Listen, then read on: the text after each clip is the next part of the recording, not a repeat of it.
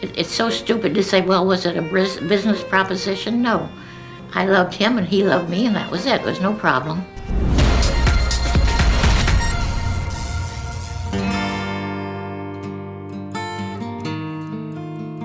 Jeannie Smith was born in 1916 with no lower body. She began her career on the Sideshow at 3 years old.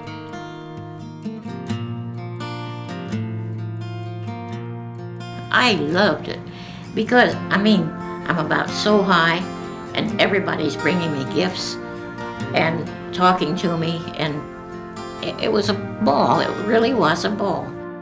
Jeannie was a crowd pleaser from the get-go, a lucky thing for her entire family. Her father was a house painter struggling to feed 8 children. I was their main support when I was littler, but I was glad to do it because I had no use for the money anyhow, and they sure did. I tried to do a little act that would let people know that I was able to move around and take care of myself.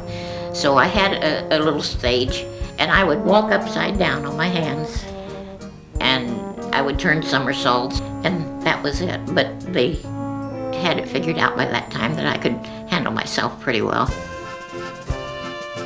Jeannie was billed as the only living half-girl, but actually this may have been an exaggeration.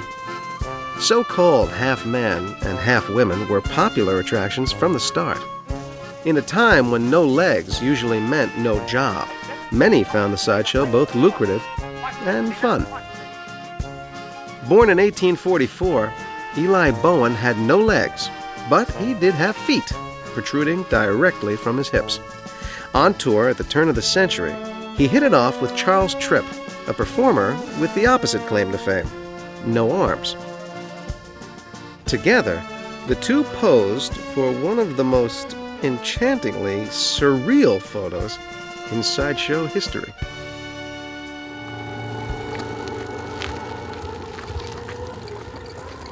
Today, this half-girl is fully retired from show business. She lives in Florida, where she owns and runs a small campground. The Sideshow is still a big part of Jeannie's life, only now she stays home and the audience comes to her. So did you approach the Ringling show, or did the Ringling people approach you when it came time for you to go to their show?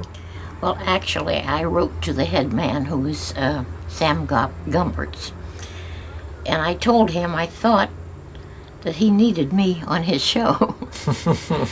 And that sort of appealed to him for some reason or other. Lately, one man has been dropping in on Jeannie quite a bit. For the last 3 years, I've been ghostwriting Jeannie's autobiography. Is that where you caught up with them? It's probably one of the most amazing stories in the business that I've been told by any of the performers. You could say that James Taylor is obsessed with the Sideshow. He writes and edits Shocked and Amazed, a creative journal dedicated to the nitty-gritty history of sideshows. Taylor's interviewed dozens of Sideshow veterans, but Jeannie stands out. Jeannie's a very special lady in a lot of ways. Her personality is a lot of it, but I think she also typifies in a lot of ways what the best of the business is about. People coming out in triumph against some pretty adverse life circumstances and making the best of a business that can be pretty tough and pretty hard on you. 45 minutes before the big show. Jeannie's career took her from local farm festivals all the way to the biggest circus sideshow in the country. Over the years, she entertained tens of thousands of people. But the road to sideshow stardom was not always smooth. When Jeannie was 13 years old, her mother died. But then my stepmother stepped in. Not a stepmother, I don't know what she was. She just walked in and took over. And she took me out of an orphanage where I'd gone after my mother died. And she told the people that she wanted to take care of me. She was a good Samaritan. Yeah. But anyhow, she took me and put me seriously into show business.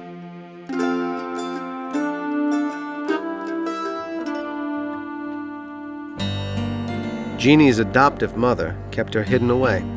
refusing to allow her even to eat in public. "You'll ruin people's appetites," she insisted. Her idea was that I must not meet with other people who were in show business because they might steal me. So it was a little rough, but I outlived her. Jeannie did manage to get to know other show people. One of them would change the direction of her life in a big way.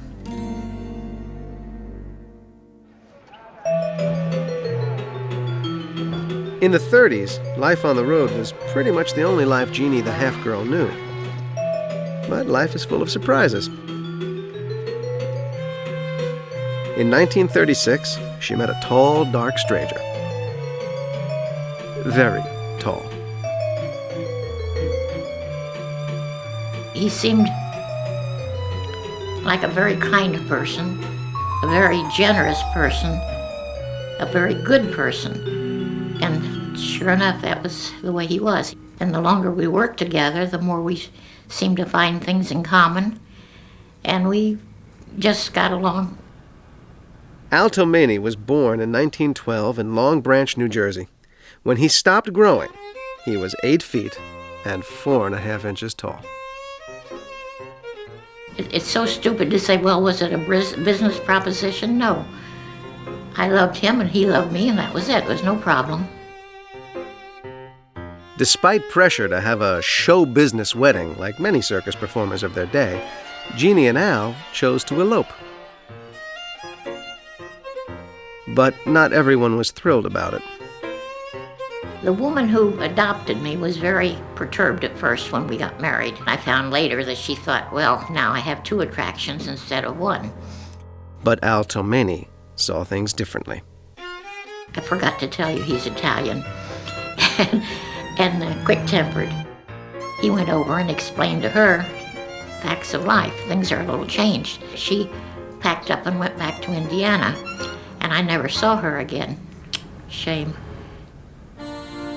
As newlyweds, Al and Jeannie appeared together as the world's strangest married couple. Soon, the pair put together their own show, hiring other acts to go on the road with them. The other acts on the show was Congo the Wild Man. Everybody has to have a wild man. And a sword swallower and a fat lady. Most of them are gone now, but they worked with us, for us. This one is Popeye. Now, he looked perfectly normal, but when he wanted to, he could pop his eyes until they would bulge right out of his head. And it made many a person faint when they saw it happen.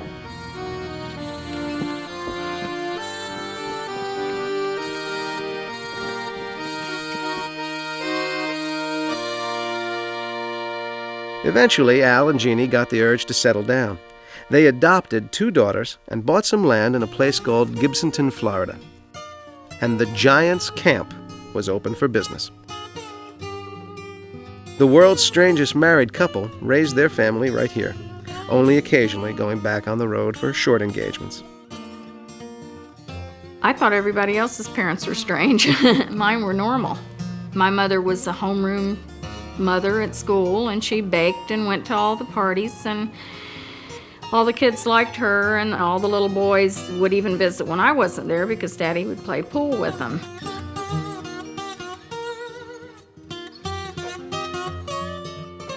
In 1962, Al Tomeni died. He was 50 years old. He and I were very compatible, and we had 26 good years together before he died. That's my one regret, that I couldn't have had him here longer. But when he got to where he was really suffering, I guess God knows best.